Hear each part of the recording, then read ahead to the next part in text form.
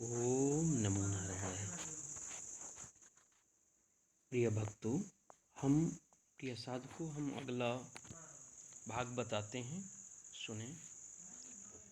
सनुज राम विवाह उछाहू, असो शुभ उमग सुखद सब काहू।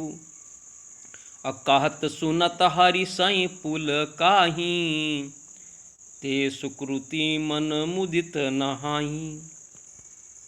अर्थ: चारों भाइयों सहित श्री रामचंद्र जी के विवाह का उत्साह ही इस कथा नदी की कल्याणकारी बाढ़ है, जो सभी को सुख देने वाली है। इसके कहने सुनने में जो हर्ष पुलकित होते हैं, वे ही पुण्य आत्मा पुरुष हैं, जो प्रसन्न मन से इस नदी में नहाते हैं। राम तिलक हित मंगल साजा, अपरब जोग जनु जुरय समाजा। अकाय कुमति कय केय केरी, अपरी जास फल विपत घनेरी।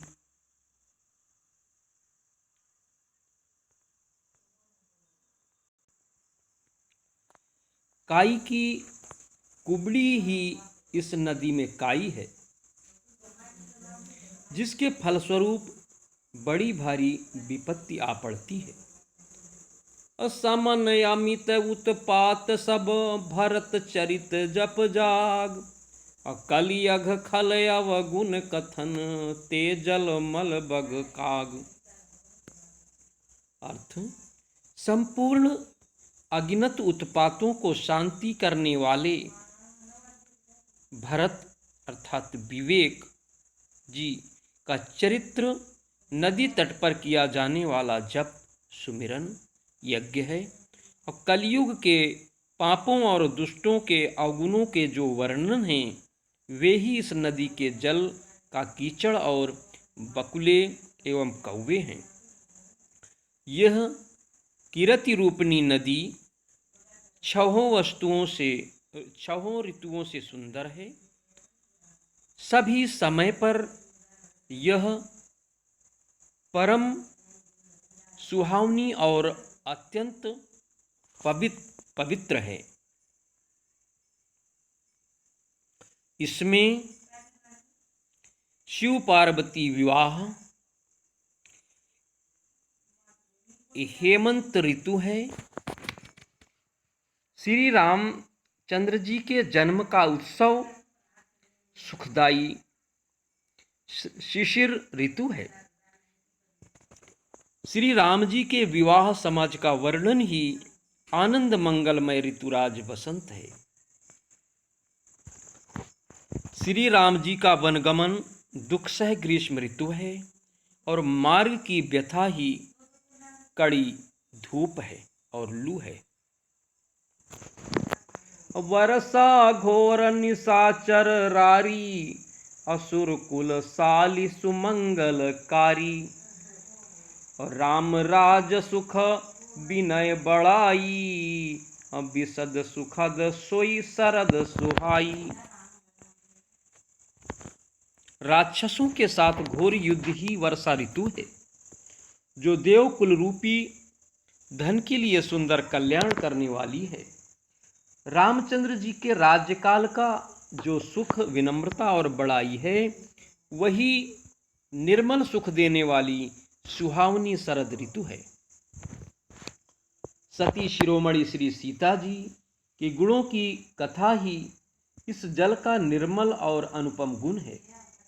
विवेक रूपी श्री भरत जी का स्वभाव इस नदी की सुंदर शीतलता है, जो सदा एक सी रहती है और जिसका वर्णन नहीं किया जा सकता। इस नदी का जल बड़ा ही अनोखा है, जो सुनने से ही गुण प्रदान करता है और आशा रूपी प्यास तथा मन के मैल को दूर कर देता है।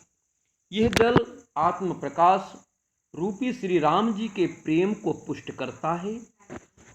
5 महाभूत से निर्मित स्थूल शरीर के अंदर बैठे हुए जीव द्वारा अपनेपन को भूलकर इस पंचभूत जगत के विषयों में तृप्त होने का प्रयास करना या उन्हें अपना मान लेना ही काल को बुलाना है।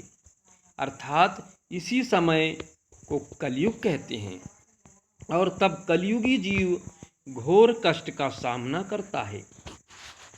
वह अपने को पापी समझता है जो इन पापों को नष्ट करने में समर्थ सक्षम है। वह आत्म प्रकाश राम ही जीवों के जन्म मरण के चक्कर से बरी करता है। यह जल काम, क्रोध, मद, मोह, मत्सर और अहंकार का नाश करने वाला है तथा निर्मल ज्ञान व वैराग्य को बढ़ाने वाला है। इसमें आदर पूर्ण स्नान करने से और इसे पीने से हृदय में रहने वाले सब पाप ताप मिट जाते हैं। जो साधक इस आत्म प्रकाश जल से अपने हृदय को नहीं धोया वे कायर कलिकाल रूपी पंचभूत के विषयों से ठगे गए। जैसे प्यासा हिरन रेत पर पड़ने वाले सूर्य के किरणों को भ्रम से वास्तविक जल समझकर पीने को दौड़ता है और जल न पाकर दुखी होता है, वैसे ही कलियुग रूपी पंचभूत के विषयों से ठगे हुए जीव भी विषयों के पीछे भटक कर दुखी होंगे। कभी अपनी बुद्धि के अनुसार इस सुंदर जल के गुणों को विचार कर उसमें अपने मन को स्नान कराकर और श्री भगवान शिव को स्मरण करके सुंदर कथा कहता है। मैं अब मन, बुद्धि, इंद्रिय के स्वामी सर्वशक्तिमान आत्म प्रकाश श्री रघुनाथ जी के चरण कमलों को अर्थात नाभि चक्र से ऊपर वाले चक्र शिव चक्र यानी हृदय में धारण कर उनका प्रसाद पाकर पिंडी मन एवं ब्रह्मांडी मन इन दोनों श्रेष्ठ मुनियों के मिलने का सुंदर संवाद वर्णन करता हूँ। पिंडी मन रूपी भरद्वाज मुनि बस ही प्रयागा, जहाँ जिस स्थान पर गंगा, जमुना, सरस्वती ये तीनों पवित्र नदियाँ जुड़ी हैं वही स्थान त्रिवेणी या प्रयाग है। इसी को योग सूत्र में योगियों ने कहा है, गुदा के समीप जहाँ ये तीनों नाड़ियाँ पृथक होती हैं उनको मुक्त त्रिवेणी कहते हैं और भ्रू मध्य में जहाँ ये तीनों पुनः मिल गई हैं उसे युक्त त्रिवेणी कहते हैं। इसी को प्रयाग भी कहते हैं। जैसा कि गोस्वामी तुलसीदास जी रामचरितमानस में कहा है, भरद्वाज मुनि बसहि प्रयागा, अति नहीं राम पद अति अनुरागा, अतापस समदम दया निधाना, परमारथ पथ परम सुजाना। जहाँ जिस स्थान पर गंगा, यमुना, सरस्वती अर्थात इंगला, पिंगला, सुषमना ये तीनों पवित्र नदियाँ प्रधान नाड़ियाँ जुड़ी हैं वही स्थान त्रिवेणी या प्रयाग है। इस स्थूल शरीर में आँखों के नीचे वाले हिस्से को पिंड कहते हैं और आँखों के ऊपर वाले हिस्से को ब्रह्मांड कहते हैं। साधकों, ब्रह्मांड के भ्रू मध्य अर्थात ब्रह्मरंध्र में इंगला अर्थात गंगा नदी, पिंगला अर्थात यमुना नदी और सुषमना यानी सरस्वती नदी का संगम है। उसी स्थान को प्रयाग कहते हैं। यहाँ से पिंडी मन और उसके ऊपर से आज्ञा चक्र से ब्रह्मांडी मन की सीमा शुरू हो जाती है। पिंडी मन रूपी भरद्वाज जी का निवास वही है। आत्म प्रकाश रूपी श्री राम जी के चरणों में उनका अत्यंत प्रेम है। जब साधक ब्रह्मरंध्र रूपी प्रयाग था त्रिवेणी में पहुंच जाता है तो वह तपस्वी निग्रहित चित्त जितेंद्रिय दया के निधान और आत्म मार्ग रूपी परमार्थ के मार्ग में बड़ा ही चतुर हो जाता है। श्रोताओं, साधकों, गुरु जी कहते हैं, जब मैं जिला कानपुर ग्राम प्रेमपुर कछार में सन 1993 में रात भर ध्यान, प्राणायाम, धारणा आदि में बैठा रहता था, उस समय मैंने अपने अंदर करीब 12 बजे प्रत्येक रात को यानी मध्य रात्रि में सूर्य, उषा काल के सूर्य से कहीं करोड़ों गुना ज़्यादा लाल अंगारे जैसा एक पर्दा नजर आता था। इसी उषा काल के सूर्य का संकेत गोस्वामी तुलसीदास जी रामचरितमानस में करते हैं। माघ मकर गत रवि जब होई, अतीरथ पतहि आव सब कोई, देव दनुज किन्नर नर श्रेणी, असादर मंजहि सकल त्रिवेणी। तब साधक तीर्थराज प्रयाग रूपी ब्रह्मरंध्र अर्थात आज्ञा चक्र में आते हैं। देवता, दैत्य, किन्नर, मनुष्यों के समूह आदि सब सादर त्रिवेणी रूपी ब्रह्मरंध्र में स्नान करते हैं। पूजहि माधव पद जल जाता, अपरसी अलख बटु हर सही गाता, भरद्वाज आश्रम अति पावन, परम रम्य मुनिवर मन भावन। ब्रह्मरंध्र में महाविष्णु भगवान का निवास होता है और श्री वेणी माधव जी रूपी विष्णु जी के तेज पुंज रूपी चरण कमलों को पूजते हैं और अक्षय बट माने आत्मस्वरूप की स्मृति रूपी स्पर्श कर उनके शरीर पुलकित होते हैं। पिंडीमन रूपी भरद्वाज का ब्रह्मरंध्र रूपी आश्रम बहुत ही पवित्र, परम रमणीय और श्रेष्ठ मुनियों के मन को भाने वाला है।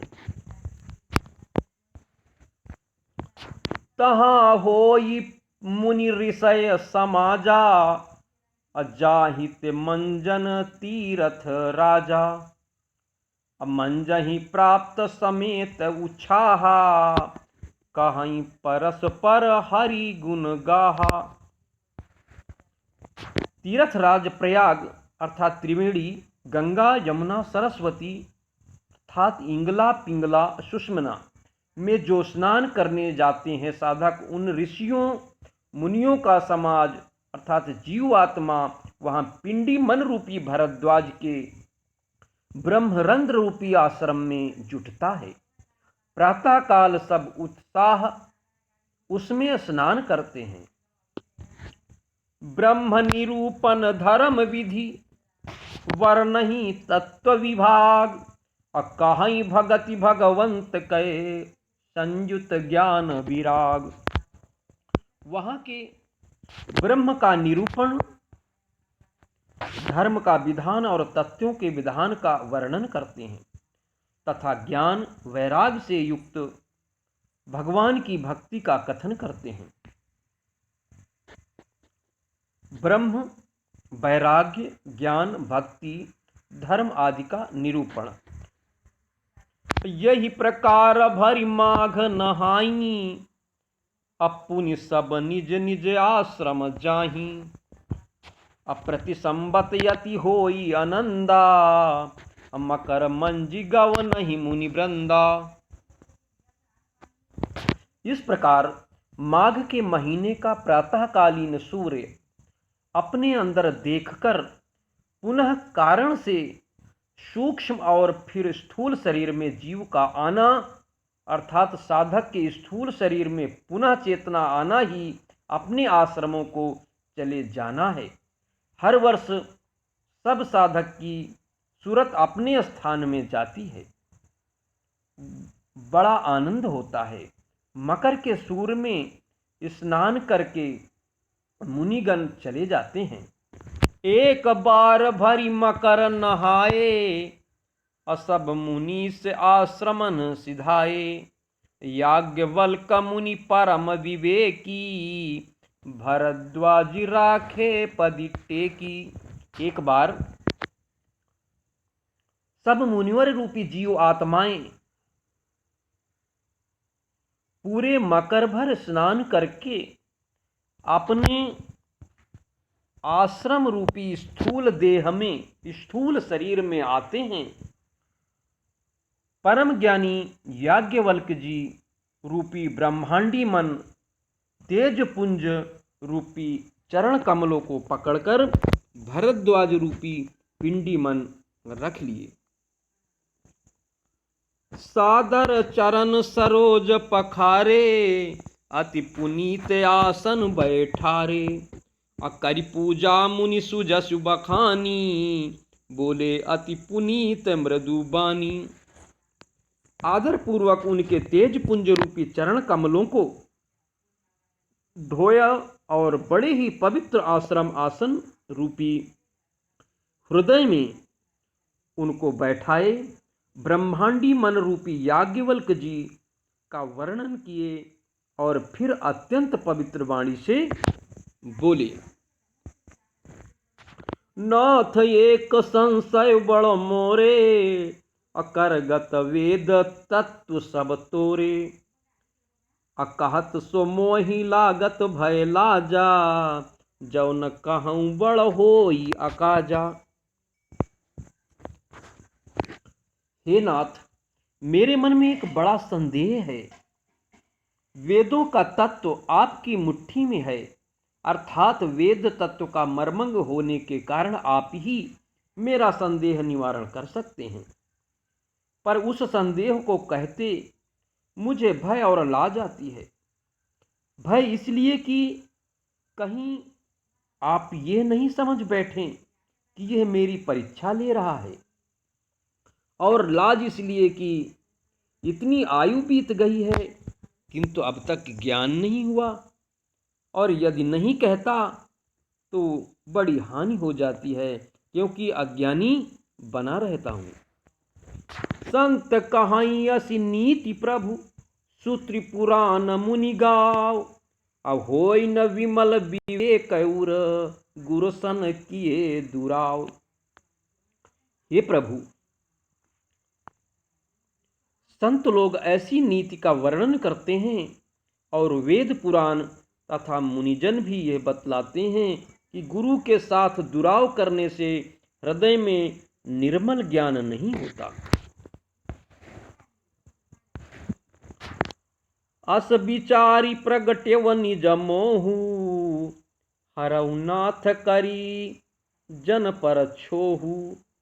राम नाम कर अमित प्रभावा, संत पुराण उपनिषद गावा। प्रिय साधकों, अगला भाग हम अगले भाग में बताएंगे। यहीं से अपनी वाणी को विराम देते हैं। ओम नमो नारायणाय। जय श्री राम।